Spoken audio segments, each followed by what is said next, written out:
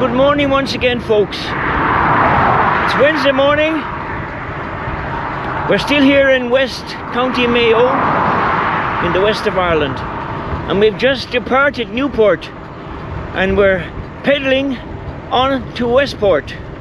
This particular part of the Greenway, the Great Western Greenway, is hugging the road from Newport to Westport. So we're going to cycle on for a while, and it's around 13-14 kilometers one way, so about 30 kilometers return, thereabouts. But it's a gorgeous morning. It's 15 degrees as I speak to you right now, and it's 10:30 in the morning. Forecast for today says it's going to be 26, perhaps up to 27, and bring it on.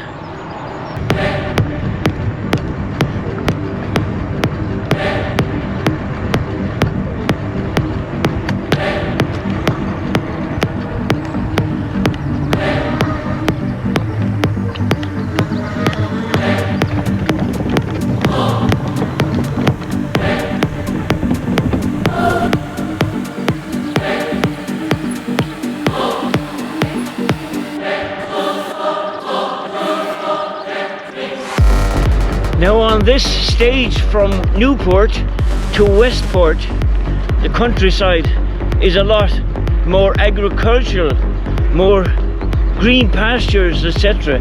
Not as rugged and not as mountainous. Quite a lot of livestock in the fields.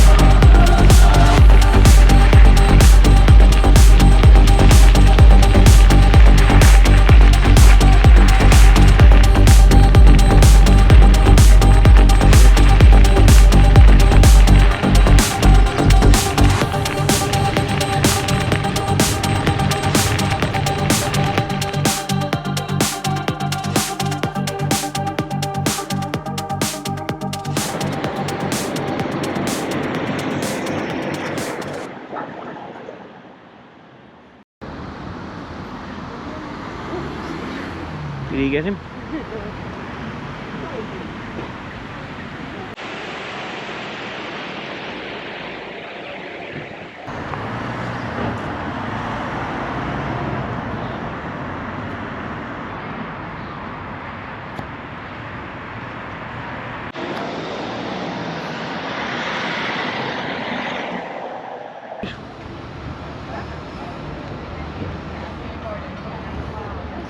Bridge Street, Jesus, she obviously does not live in the street around.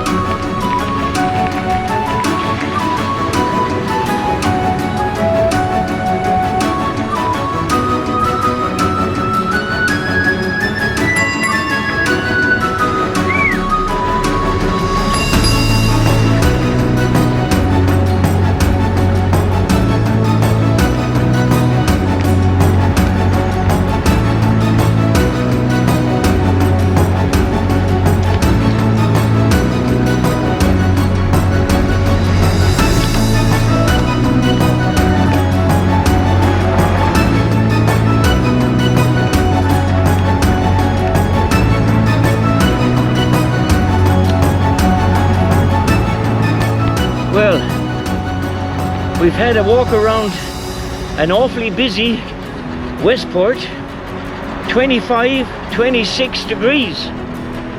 We've had lunch, so we're fed and watered. Now we're back on the Great Western Greenway and heading back towards Newport in the direction of Achill Island. Now it's exceptionally warm for cycling, but the sun cream is on, shorts and t-shirt, and life is fantastic. What a way to see West County Mayo. Give this Great Western Greenway a try sometime. You'll be pleasantly surprised and invigorated by what you see. Now coming up ahead is another set of very narrow gates doing 32.1 kilometers an hour, and 2 granite piers, 2 more granite piers, and another set of gates. So made it through. Very easy to clip those even at a low speed. Judgment is everything.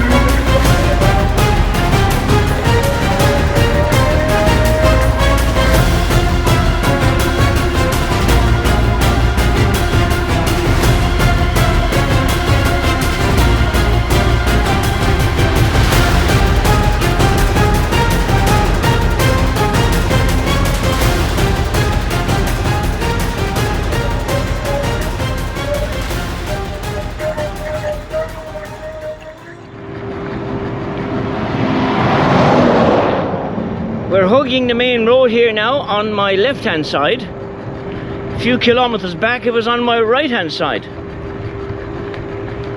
My good wife has charged on ahead of me and left me to my own devices. Literally. I had to change a battery, so it put a halt to my gallop for a few moments. But I'm back online. So, when we get back into Newport in the next 30 minutes,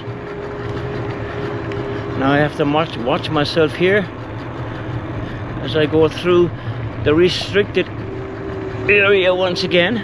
When we get into Newport, we will have done the Great Western Greenway to Newport, to Mulranny, across the Achill Sound and out to Achill on Achill Island and back. So it's around 93, 94, maybe a bit more kilometers return. So we've done this Great Western Greenway twice.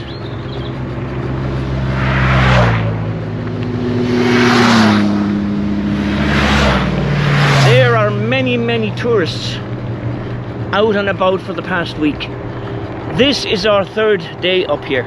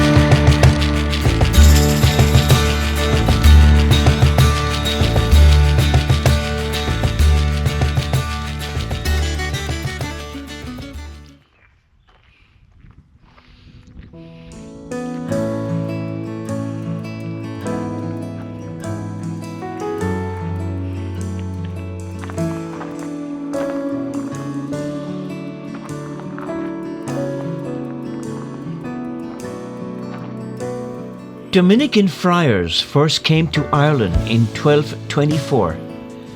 By the time of the suppression of the monasteries by Henry VIII in 1540, they had established 38 houses. This Dominican friary, dedicated to Saint Mary, was founded in 1470 by Richard de Burgo of Turlough, Lord MacWilliam Uchter. Permission from the Pope had not been sought for its foundation, an oversight for which the community forced a threat of excommunication. But in 1486, the Pope instructed the Archbishop of Tuam to forgive the friars.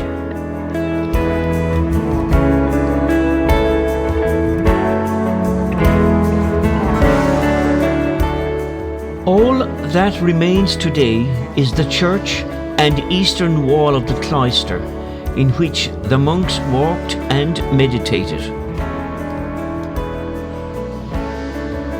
All the domestic buildings, the kitchen, the dormitories, and the refectory have all been destroyed.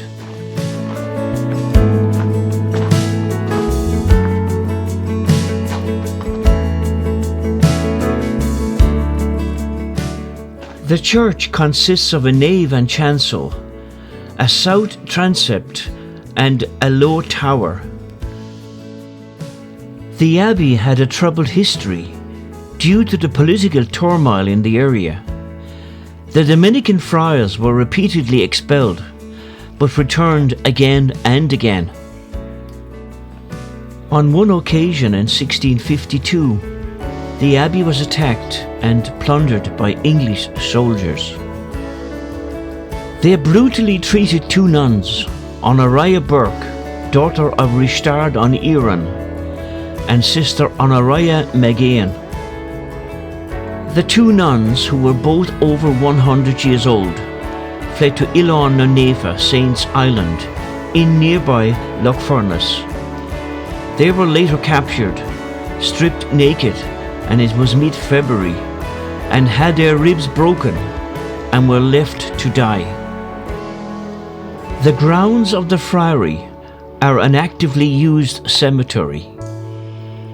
The oldest inscribed tomb in the abbey is the O'Kelly altar tomb, with a Latin inscription dated 1623. Peregrine O'Clerig, one of the four masters, who is also buried in the abbey. He said in his will, dated February 1664, "I bequeath my soul to God, and I charge my body to be buried in the monastery of Borghais Umhoil." A 15th century bronze seal, which may be the official seal of the friary, was found embedded in a window of the upstairs dormitory. The abbey fell into ruin in the 18th century, and the roof finally collapsed in 1793.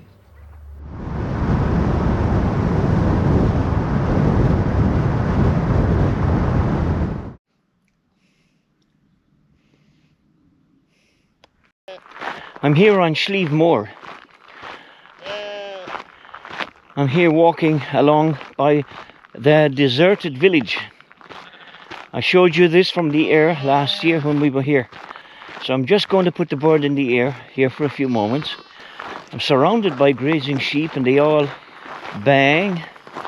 So I'll take my chances that I'm not rushed at and make it back to the car. But it's 24 degrees.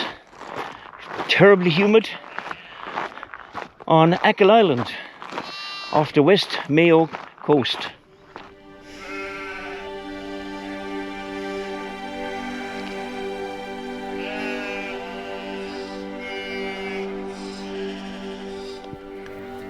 The deserted village here at Slieve Moor consists of some 80 to 100 stone cottages located along a mile-long stretch of road on the southern slopes of Slieve Moor Mountain.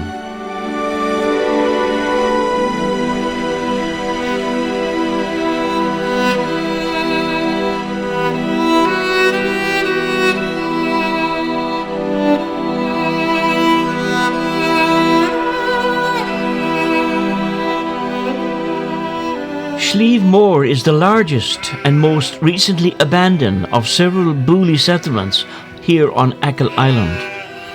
The practice of bullying, or transhumance, was continued in Achill long after it had been abandoned in other parts of Ireland and in Western Europe.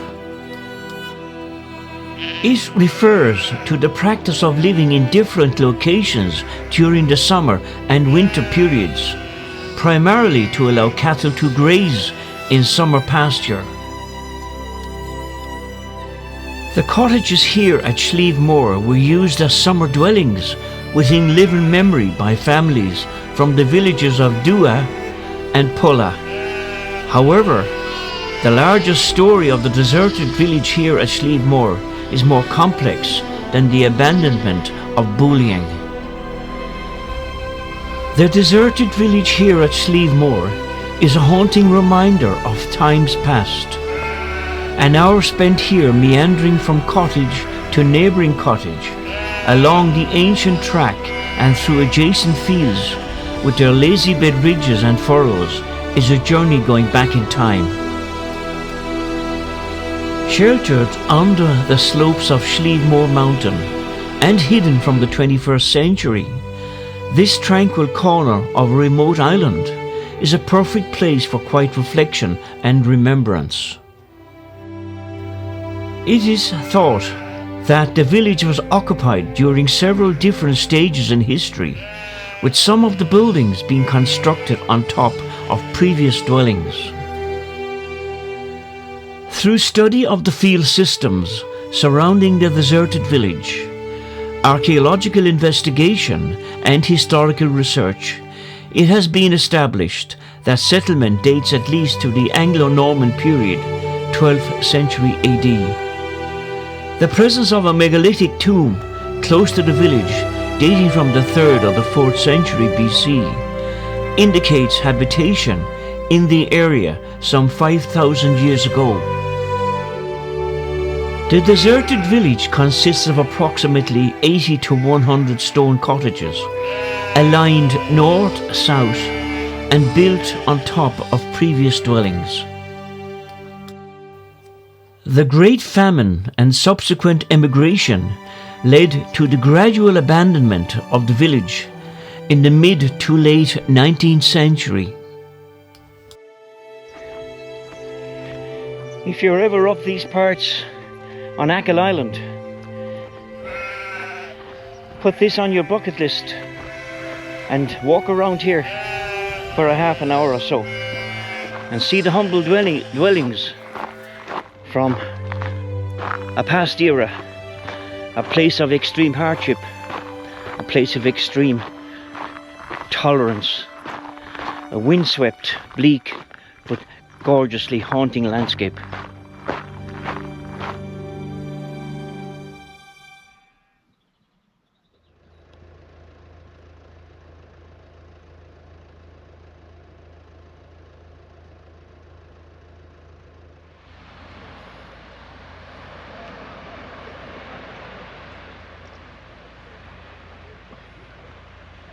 Well, we're here at Keem Beach, the site from the Banshees of Inisherin.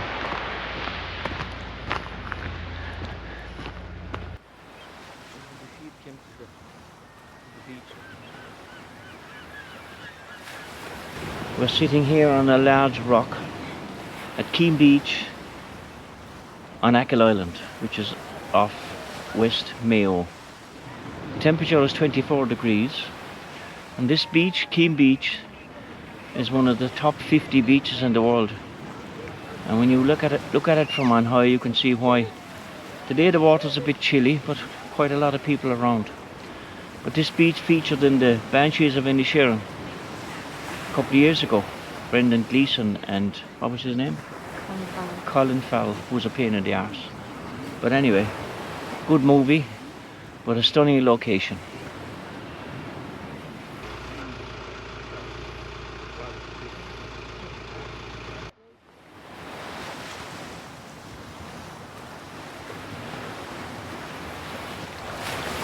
Keem Bay and Beach here on Achill Island has earned a prestigious spot on the 2025 list of the world's 50 best beaches, becoming the only Irish beach to feature in that year's global ranking.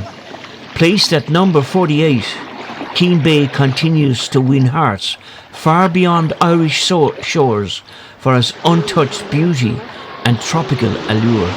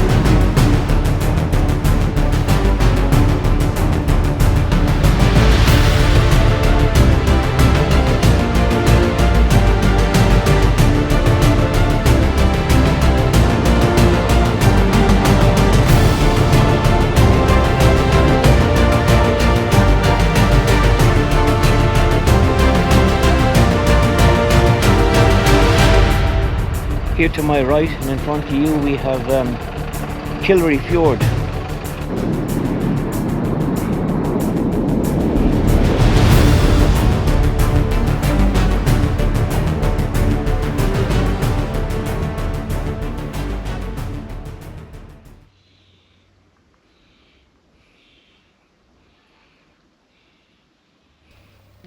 Brigid's garden is regarded as one of the most picturesque gardens in Ireland. The unique Celtic gardens take you on a magical journey into the heart of Celtic heritage and mythology, making it one of the truly outstanding family-friendly places to visit in the west of Ireland. Set within 11 acres of native woodland and wildflower meadows, visitors can enjoy the Sun Trail, an ancient ring fort, Kids Nature Trail, thatched roundhouse and a crannog, and the calendar sundial, the largest in Ireland.